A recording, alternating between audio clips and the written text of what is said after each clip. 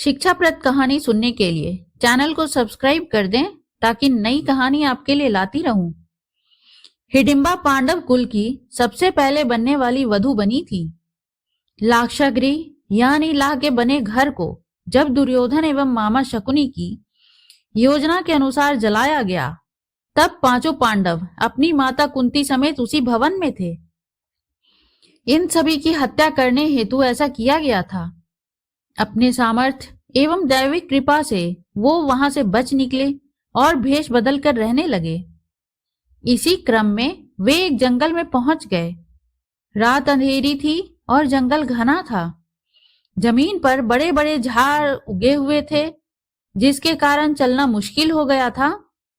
तब धर्मराज युधिष्ठिर ने भीम से उन सभी को ले जाने का अनुरोध किया। भीम ने अपनी शक्ति का परिचय देते हुए अपनी माता सहित अपने चारों भाइयों को उठाकर चलना प्रारंभ किया। जब वे वन में ऐसे स्थान पर पहुंच गए जहां धरती समतल और कोमल घासों से ढकी थी, तब वहां भीम ने सबको धरती पर उतारा और सब भाइयों ने मिलकर सोने के लिए व्यवस्था की। पांचों भाई बारी बारी जग कर अपने सोते हुए परिवार की रक्षा करते थे। इस बार भीम की बारी थी। वह जंगल अपने वृक्ष, चट्टानों सहित काली शक्तियों के प्रभाव के कारण मायावी था तथा एक शक्तिशाली एवं मायावी राक्षस हिडिंबा का राज था।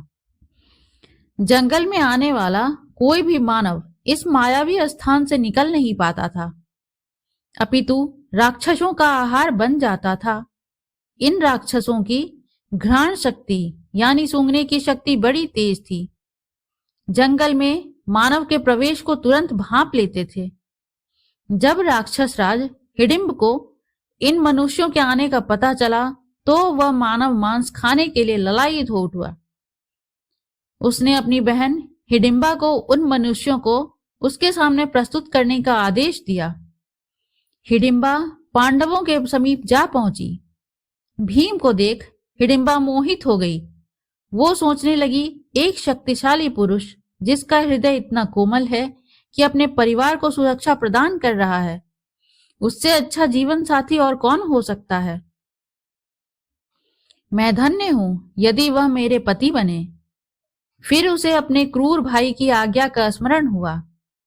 देवी हिडिंबा ने अपनी मायावी शक्तियों से स्वयं को एक सुंदर युवती में बदल लिया और भीम के पास गईं। पहले जंगल में भटकी हुई युवती के भांति अनेक प्रकार की बातें कही। फिर जब भीम ने उन्हें रक्षण देने की बात कही, तब वो वहीं पर बैठ गईं। हालांकि आराम कर रहे अर्जुन एवं युधिष्ठिर को देवी हिडिंबा पर धीरे धीरे संदेह भी होने लगा था, परंतु उन्होंने सुरक्षा को ध्यान में रखते हुए सोए रहने का स्वांग किया। आसपास क्या हो रहा है इस पर चुपचाप ध्यान दे रहे थे। इधर देवी हिडिंबा से भी यह सच छुप नहीं रहा था। तब उन्होंने भीम को बता दिया कि मुझे मेरे भाई राक्षस राज हिडिंब ने अपने सभी को भ्रमित कर उस तक पहुंचाने के लिए प्रतिनियुक्त किया है, परंतु आपको देखकर मैं आपसे प्रेम करने लगी हूं। मैं आपसे विवाह करना चाहती हूं। मैं आप सभी को यहां से बाहर निकलने का रास्ता बता देती हूं। मेरा भाई हिडिंब बहुत ही पराक्रमी, मायावी और क्रूर है। उसके आने से पहले आप लोग सुरक्षित स्थान पर चलिए। भीम ने उत्तर देते हुए कहा, देवी, मैं आपको नहीं जानता, परंतु आपको इतना बता दूं कि हम पांचों भाई क्षमता में किसी से कम नहीं हैं। मैं वृकोदर किसी भी राक्षस को समाप्त करने में सक्षम हूं, इसलिए मुझे इनकी निंदा भंग करने की आवश्यकता नहीं है। अब ध्यान से उन महान मनुष्य को देखिए। वे धर्मराज मेरे बड़े भाई हैं। उनकी अभी शादी नहीं हुई है। मैं अभी किस प्रकार विवाह कर सकता हूं। चर्चा चल ही रही थी कि राक्षस राज हिडिंब वहां पहुंच गया। अपनी बहन को ऐसे विभूषित देख वह क्रोध से भर गया। अपनी बहन और सभी पांडवों को मृत्यु दंड देने का निर्णय लिया। दूर से ही अपने भाई के घातक रूप को देख देवी हिडिंब भयभीत हो गई और भीम को अपने परिवार को जगाकर सुरक्षित स्थान पर ले भागने को कहा। परंतु वे कह भी किससे रही थी? महाबली भीम से, जिन्हें राक्षसों और जानवरों से लड़ना पसंद था। भीम ने हिडिंबा से कहा, यह याचना अनुचित है। मैं पीठ दिखाकर भागने वालों में से नहीं, ना ही ऐसे राक्षस की उद्दंडता के लिए अपने परिवार की निंदा भंग करूंगा। युधिष्ठिर एवं अर्जुन सतर्क हो सब सुन रहे थे, परंतु सोए मनुष्य के भांति स्थिर थे। भीम ने क्षण भर में हिडिंब को पकड़कर घसीटते हुए दूर स्थान पर ले गए। यह देख युधिष्ठिर एवं अर्जुन उठने का स्वांग करने लगे। उन्हें जागता देख हिडिंबा ने विनम्रता से पांडवों को सब बताया। बाकी सब हिडिंबा की बात सुन रहे थे, परंतु युधिष्ठिर एवं अर्जुन का पूरा ध्यान भीम पर था। अर्जुन ने भीम से चिल्लाकर कहा, भ्राता भीम, इस राक्षस का वध अतिशीघ्र कीजिए। यह सुन भीम ने घातक प्रहार से हिडिंब के पीठ के टुकड़े टुकड़े कर दिए। हिडिंब का वध होते ही सारे राक्षस भीम के सामने घुटने टेक बैठ गए और उन्हें अपना राजा मान लिया। तभी भीम ने कहा, मैं तुम्हारा राजा कैसे हो सकता हूं? तुम राक्षस हो और मैं मनुष्य हूं। तब उनके मंत्री ने कहा, हे राजन, हमारे यहाँ परंपरा है कि जो हमारे राजा को मारता है वही अगला राजा बनता है।